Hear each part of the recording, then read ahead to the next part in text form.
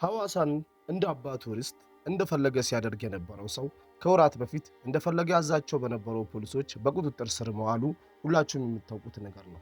ለታሪኩ እንግዳ ከሆናችሁ በአጭሩ ላብራራላችሁ።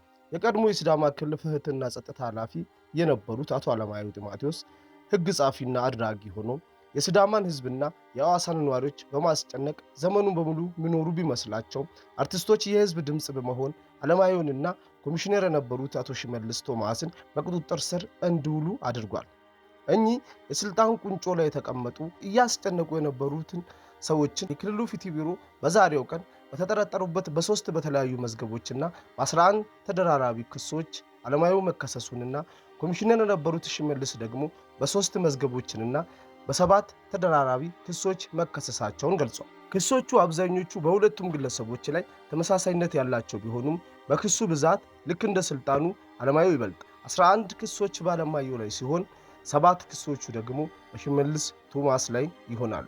እነዚህ ወንጀሎችም ደግሞ ስንሰማ ሁሉም ጆሮ ጭው የሚያደርጉና እውን የሰው ልጅ ችሎ ይህንን ሁሉ ወንጀል ይፈጽማል ወይ የሚያስብሉ እንደሆኑ ልነግራቸው እወዳለሁ።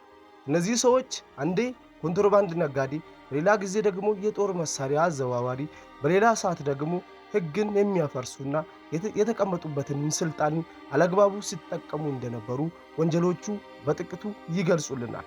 እነዚህ ሰዎች ባለፉት ከ4 እና ከ5 ወር በፊት ሐዋሳ ውስጥ በነበሩ ውዥንብር ላይ ዋና ተሳታፊና ከፊት የሚሰለፉ ሰዎች እንደሆኑ አሁን በሚወጡ መረጃዎች በደንብ እየታወቁ መጥተዋል። ይህ የክልሉ አመራሮችን መቃወም የተጀመረው በአርቲስት ቶክቾ በኩል ሲሆን በቅርብ ጊዜ በቲክቶክ እያለቀሰች የተመለከትናት አርቲስት ኢትዮጵያ ተሳትፋበት ያለምንም ወንጀል አያሌ ጊዜ በእስር ተንከራታ እህል ውሃ ተከልክላ ከዛም በስተ መጨረሻ ይቅርታ ጠይቄ ብትባልም እኔ ምንም ሳላጠፋ ይቅርታ አልጠይቅም በማለት ስትሟገታቸው እንደነበር ሁላችሁም የምታውቁት ይመስላል። ይህ ትልቁ ዋጋ የተከፈለበት የቀድሞ የክልሉ ፍትህና ጸጥታ ኃላፊ የነበሩ አለማየሁ ጢሞቴዎስን የማሰር ስራ ቀላል እንዳልነበር እንድታውቁ።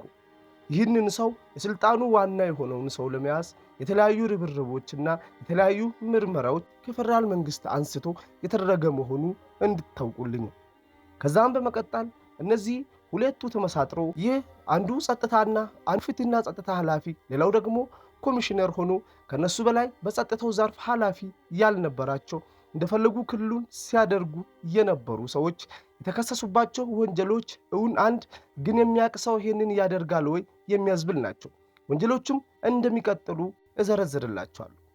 አንደኛ ላይ የተቀመጠው ወንጀል ስልጣንን አላግባብ መጠቀም፣ ሁለተኛ ላይ ደግሞ የመንግስት ስራውን በማይመች አኳኋን ወይም መስራት፣ ያ ማለትም ከታዘዙት ውጪ ህግን ባላከበረ መልኩ መስራት፣ ሶስተኛው ደግሞ በህገወጥ መሳሪያ ዝውውር።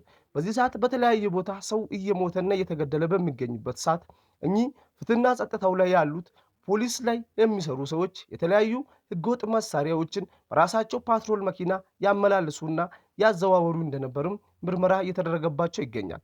በአራተኛው ላይ የተቀመጠው ክስ ደግሞ በህገወጥ ኮንትሮባንድ ንግድ። እነዚህ ሰዎች ሲያሻቸው ነጋዴ፣ አንዳንዴ ደግሞ እንደ አሸባሪ መሳሪያ ሲያዘዋወሩ በከተማው ውስጥ ይኖሩ ነበር ብሎ ማሰብ ትንሽ ግርታን የሚፈጥር ነገር እንደሆነ አልጠራጠርም። በአምስተኛ ደረጃ ላይ የተቀመጠው ደግሞ በህገወጥ የፖሊስ ማዕረግ አሰጣጥ ላይ የሚል ነው። ይህ ደግሞ ከፖሊስ ጋር በተገናኘ በራሳቸው ስራ ወይንም ራሳቸው ጥቅም ሊያውሏቸው የፈለጓቸውን ፖሊሶችን እንደፈለጉት ማዕረግ እየሰጡና እያሳደጉ ከትንሽ ወደ ትልቅ ያደርጉ እንደነበር በከተማው ሲወራ እንደነበር ሁላችንም እናውቃለን። ትላንትና የገባህን ሰው የትራፊክ ወይንም የፖሊስ ኃላፊ አድርጎ እየሾሙ የለፉትና የተጉት ሰዎች ደግሞ ራሳቸው ያልተመቹ እንደሆኑ ዘው ቦታ ላይ ያሿቸው እንደሚያቆዩቸው በቅርበት ሲወራ የነበረ ጉዳይ ነው። በአንድ መስሪያ ቤት አንዱ 15 እና 20 ዓመት አገልግሎት ላይ ውሎ ምንም አይነት ማድረግ ላይ ሳይኖረው ትላንት የተመረቀው ግን እላዩ ላይ አለቃ ሆኖ መጥቶ ሲጫወትበትና ሲጨፍር እየተመለከትንም የነበርን ነገር ነው። ይህ ለራሳቸው ጥቅም የተመቹትን ሰዎች የሚመች ቦታ በመስጠት ላይ የተከሰሱት ክስ እውነት ለመውራት በአይናችን ስንመለከትና ስናይ የነበረው ነው። እነዚህንና የተለያዩ ክሶች የተከሰሱት እነዚህ ሁለቱ የወንጀሉ አድራጊ ናቸው ተብሎ የተፈጠሩ ቀድሞ የክልሉ ፍትህና ጸጥታ ኃላፊውና ኮሚሽነር የነበሩት ደግሞ አቶ ሽመልስ ቶማስን ጨምሮ እኚህ ሁለቱ በዚህ በተከሰሱ ክሶች ፍርድ ቤት እየቀረቡ እንደሆነ ከዚህ ጋርም ተያይዞ ኢፌዴሪ አቃቢ ሕግም ቦታው ላይ ተገኝቶ እነዚህ ክሶችን በአጽንኦት አብራርቶ ሌላም ደግሞ ምርመራ እያካሄደባቸው እንደሆነና ሌላም ክሶች ሊገኙባቸው እንደሚችሉ ለፍርድ ቤቱ ፍንጭ ሰጥቷል። የተወዳችሁ ውድ የጃሾ ሚዲያ ቤተሰቦች ዛሬ የነበረን ይህ መረጃ ከተመቻችሁ ቪዲዮን ላይክ፣ ለቤቱ አዲስ ሆናችሁ ደግሞ ቤቱን ሰብስክራይብ አድርጉና በኮሜንት ላይ የፈለጋችሁትንና የተሰማችሁትን እየጻፋችሁ ለፉ። ይህ ጃሾ ሚዲያ